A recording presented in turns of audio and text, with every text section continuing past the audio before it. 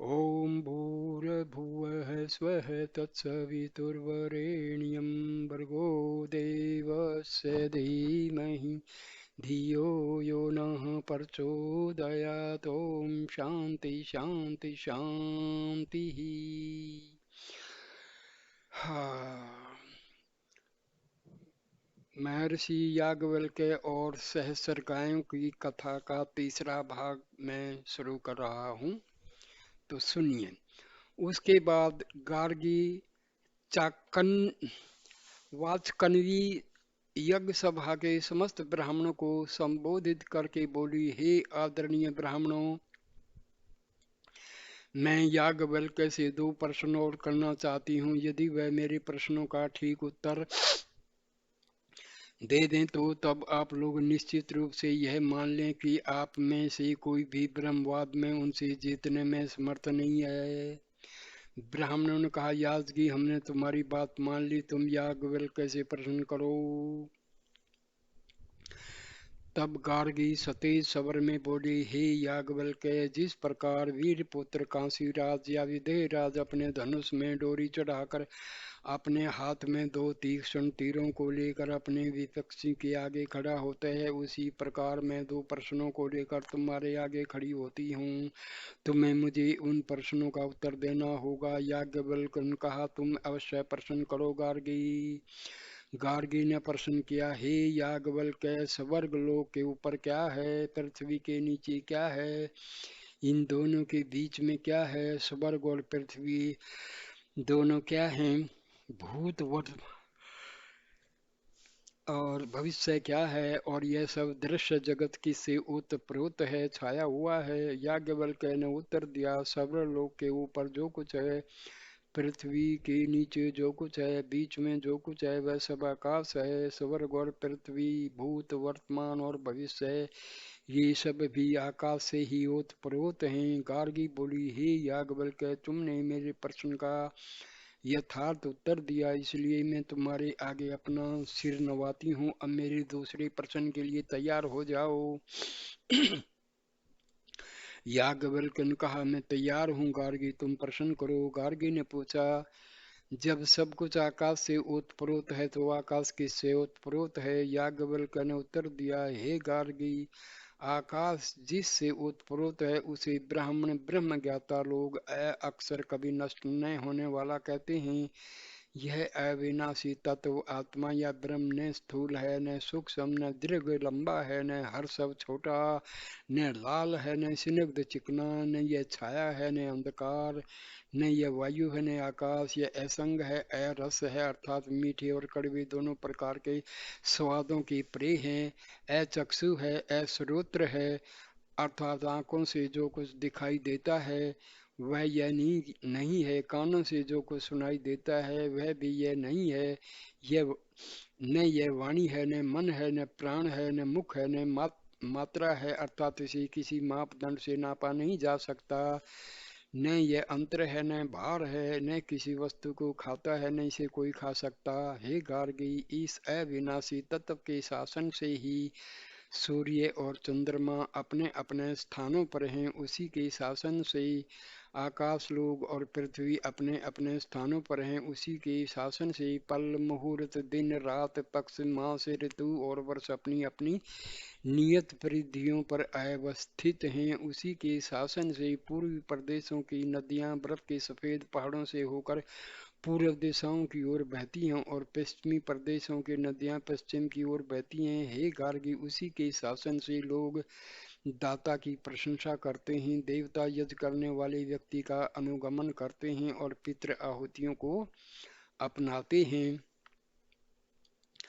हे गार्गी, इस संसार में जो व्यक्ति इस अक्षर ब्रह्म से अपरिचित होकर यज्ञ करता है, देवताओं की उपासना करता है, वह जन्मांतर तक तपस्या करने पर भी बार बार अपने कर्म चक्र से बंधा रहता है और अपने किए कर्मों का फल भोगता रहता है। और जो व्यक्ति उस अविनश्वर तत्व को जानकर इस लोक से विदा होता है, वही ब्राह्मण ब्रह्म ज्ञाता है। हे गार्गी, यही अक्षर ब्रह्म स्वयं अदृश्य होने पर भी सब कुछ देखता है, अश्रुत होने पर भी सब कुछ सुनता है और अमन होने पर भी मनन करता है, अज्ञात होने पर भी सब कुछ जानता है। उसके अतिरिक्त और वह कोई दूसरा देखने वाला नहीं है, उसके सिवा दूसरा कोई सुनने वाला नहीं है, उसे छोड़कर दूसरा कोई चिंतन करने वाला नहीं है, उसके सिवा दूसरा कोई जानने वाला नहीं है। हे गार्गी, यह समस्त आकाश एकमात्र उसी से ओतप्रोत है। तब गार्गी उपस्थित मंडली को संबोधित करके बोली, हे ब्राह्मणों, मेरी बात मान लीजिए और याज्ञवल्क्य को अधिक वाद विवाद से मुक्त कीजिए। ब्रह्म के संबंध में ज्ञान और तर्क में उनसे जीत सकने वाला आप लोगों में से कोई भी नहीं है। यह कहकर वत्सकनु की पुत्री गार्गी शांत हो गई। विदग्ध साकल्य नामक एक ब्राह्मण बड़ा दम्भी था। वह अपने को बहुत बड़ा पंडित समझता था, इसलिए गार्गी की बात सुनकर भी वह शांत नहीं हुआ और याज्ञवल्क्य से प्रश्न करने लगा। उसने पूछा, हे याज्ञवल्क्य, देवता कितने हैं? याज्ञवल्क्य ने कहा, वे सब देव शस्त्रों के निवित्त नामक मंत्रों में से जितने देवताओं का उल्लेख किया गया है, देवता उतने ही, अर्थात 3306 देवता हैं। वेदव्य ने फिर पूछा, हे याज्ञवल्क्य, देवता कितने हैं?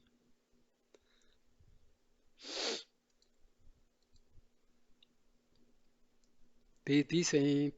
फिर कितने देवता हैं? 6 हैं। फिर कितने देवता हैं? 3 हैं। फिर कितने देवता हैं? 2 हैं। फिर कितने हैं? आधे से अधिक। फिर कितने हैं? 1। ये 3306 देवता कौन हैं? याज्ञवल्क्य ने उत्तर दिया, यह संख्या तो देवताओं की महिमा बढ़ाने के लिए है। वास्तव में देवता 33 ही हैं। ये 33 कौन हैं? 8 वसु, 11 रुद्र और 12 आदित्य, ये 31 हुए। इंद्र और प्रजापति को मिलाकर 33 हुए। 8 वसु कौन कौन हैं? अग्नि, पृथ्वी, वायु, अंतरिक्ष, आदित्य, देवलोक, चंद्रमा और नक्षत्र तारे, ये 8 वसु हैं। इन्हीं पर सारी सृष्टि अवलंबित है। रुद्र कौन है? पुरुष के भीतर जो 10 प्राण शक्तियां हैं वे और एक आत्मा, ये 11 रुद्र हैं। जब ये रुद्र शरीर से अलग होते हैं तो वे रुदन करते हैं, रोते हैं। रुदन करने के कारण ही वे रुद्र कहे जाते हैं। आदित्य कौन है? वर्ष के 12 मासी आदित्य हैं। वे मनुष्य की आयु और उसके सब कर्मों को अपने साथ लेकर चलते रहते हैं। आदाना आददाना यंती, इसलिए वे आदित्य कहे जाते हैं। इंद्र कौन है और प्रजापति कौन है? बादल ही इंद्र है और यज्ञ ही प्रजापति है। बादल क्या है? बिजली ही बादल है। यज्ञ क्या है? पशु ही यज्ञ है। 6 विशेष देवता कौन हैं? अग्नि, पृथ्वी, वायु, अंतरिक्ष, आदित्य, सूर्य और सौर लोग, ये 6 विशेष देवता हैं। 3 विशेष देवता कौन से हैं? 3 लोग ही 3 विशेष देवता हैं, क्योंकि उनके भीतर सब देवता आ जाते हैं। 2 विशेष देवता कौन हैं? अन्न और प्राण, ये 2 विशेष देवता हैं। आधे से अधिक अध्यार्ध देवता कौन हैं? सबको पवित्र करने वाला पवन वायु ही अध्यार्ध देवता है। वह तो पूरा एक है। अध्यार्ध आधे से कुछ अधिक कैसे हुआ? इसलिए कि उससे सब कुछ वर्धित होता है, बढ़ता है। एक विशेष देवता कौन है? प्राण, जीवन ही एक विशेष देवता है। वही ब्रह्म है, वही ऐतेंद्रिय है। उस प्राण पुरुष का निवास पृथ्वी है, उसका लोक अग्नि है, उसकी ज्योति मन है। वह प्रत्येक जीवात्मा का परम आश्रय स्थान है। जो व्यक्ति उसे इस रूप में जानता है, वास्तव में उसे ही जानने वाला कहा जा सकता है। तब विदग्ध ने कहा, हे याज्ञवल्क्य, मैं उस पुरुष को जानता हूँ जिसे तुम प्रत्येक जीवात्मा का आश्रय स्थान बताते हो। वह शरीर के भीतर निवास करने वाला पुरुष है। तब याज्ञवल्क्य ने उससे प्रश्न किया कि हे साकल्य, उस शरीर के भीतर स्थित रहने वाले पुरुष का देवता कौन है? विदग्ध बोला, अमृत। अमर तब ही उसका देवता है। याज्ञवल्क्य ने कहा, काम अंतर्मन की वासनाएं ही जिसका निवास स्थान है, हृदय जिसका लोक है, मन जिसकी ज्योति है, जो सब जीवात्माओं का परम आश्रय है, उस पुरुष को जो व्यक्ति जानता है, वास्तव में उसे ही जानने वाला कहा जा सकता है। विदग्ध बोला, हे याज्ञवल्क्य, तुमने प्रत्येक जीवात्मा की आश्रय स्थान जिस आत्मा की बात कही है, मैं उसे जानता हूँ, वह काम में पुरुष है। हे साकल्य, यह बताओ कि उस पुरुष का देवता कौन है? विदग्ध ने कहा, स्त्री ही उसके देवता रूप में विराजमान है। याज्ञवल्क्य ने कहा, रूप जिसका निवास स्थान है, चक्षु जिसका लोक है, मन जिसकी ज्योति है, उस पुरुष को जो व्यक्ति प्रत्येक जीवात्मा का परम आश्रय मानता है, वही वास्तव में जानने वाला है। विदग्ध बोला, हे याज्ञवल्क्य, मैं उस पुरुष को जानता हूँ जिसे तुम सब जीवात्माओं का आश्रय बताते हो, वह आदित्य पुरुष ही है। तब हे साकल्य, यह बताओ कि उस पुरुष का देवता कौन है? सत्य ही उसका देवता है। याज्ञवल्क्य ने कहा, आकाश जिसका निवास स्थान है, कर्णेंद्रिय जिसका लोक है, मन जिसकी ज्योति है, उस पुरुष का जो व्यक्ति सब जीवात्माओं का परम आश्रय मानता है, वही वास्तव में जानने वाला है। विदग्ध बोला, हे याज्ञवल्क्य, मैं उस पुरुष को जानता हूँ, वह श्रोत्र पुरुष है। तब बताओ उसका देवता कौन है? दिशाएं ही उसका देवता रूप में विराजमान है। याज्ञवल्क्य ने कहा, अंधकार जिसका निवास स्थान है, हृदय जिसका लोक है, मन जिसकी ज्योति है, उस पुरुष को जो व्यक्ति प्रत्येक जीवात्मा का परम आश्रय मानता है, वही वास्तव में जानने वाला है। विदग्ध बोला, हे याज्ञवल्क्य, मैं उसे जानता हूँ, वह छाया में पुरुष है। तब बताओ उसका देवता कौन है? मृत्यु ही उसका देवता है। याज्ञवल्क्य ने कहा, रूप जिसका निवास स्थान है, चक्षु जिसका लोक है, मन जिसकी ज्योति है, उस पुरुष को जो व्यक्ति प्रत्येक जीवात्मा का परम आश्रय मानता है, वही वास्तव में जानने वाला है। विदग्ध बोला, हे याज्ञवल्क्य, मैं उस पुरुष को जानता हूँ, वह आदर्श दर्पण में पुरुष है। तब बताओ उसका देवता कौन है? उसका देवता है। याज्ञवल्क्य ने कहा, जीव जीव जिसका निवास स्थान है, हृदय जिसका लोक है, मन जिसकी ज्योति है, उस पुरुष को जो व्यक्ति प्रत्येक जीवात्मा का परम आश्रय मानता है, वही वास्तव में जानने वाला है। विदग्ध बोला, हे याज्ञवल्क्य, मैं उस पुरुष को जानता हूँ, वह जल में पुरुष है। तब बताओ उसका देवता कौन है? वरुण उसका देवता है। याज्ञवल्क्य ने कहा, जन तत्व जिसका निवास स्थान है, हृदय जिसका लोक, मन जिसकी ज्योति है, उस पुरुष को जो व्यक्ति सब जीवात्माओं का परम आश्रय मानता है, वही वास्तव में जानने वाला है। विदग्ध बोला, हे याज्ञवल्क्य, मैं उसे जानता हूँ, वह पुत्र में पुरुष है। तब उसका देवता कौन है? प्रजापति उसका देवता है। याज्ञवल्क्य ने विदग्ध साकल्य कितनी बातें सुनने के बाद कहा, इन ब्राह्मणों ने तुम्हारे अहंकार की अग्नि को सुलगा सुलगा कर तुम्हें कोयले में परिणत कर दिया है।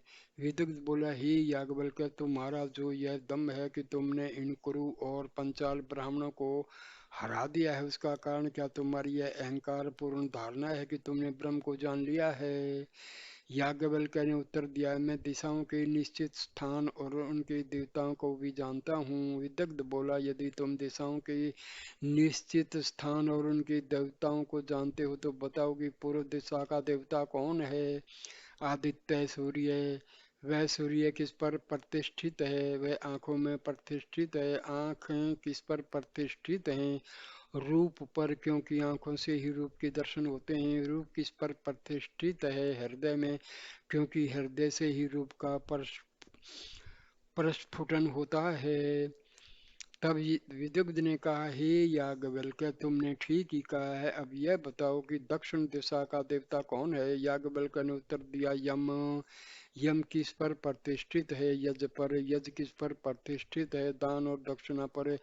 दक्षिणा किस पर प्रतिष्ठित है? श्रद्धा पर, क्योंकि श्रद्धा होने पर यजमान यज्ञ करवाने वाले को दान दक्षिणा देता है। श्रद्धा किस पर प्रतिष्ठित है? हृदय पर, क्योंकि हृदय में ही श्रद्धा का भाव जगता है। तब विदग्ध बोला, हे याज्ञवल्क्य, तुमने ठीक ही बताया।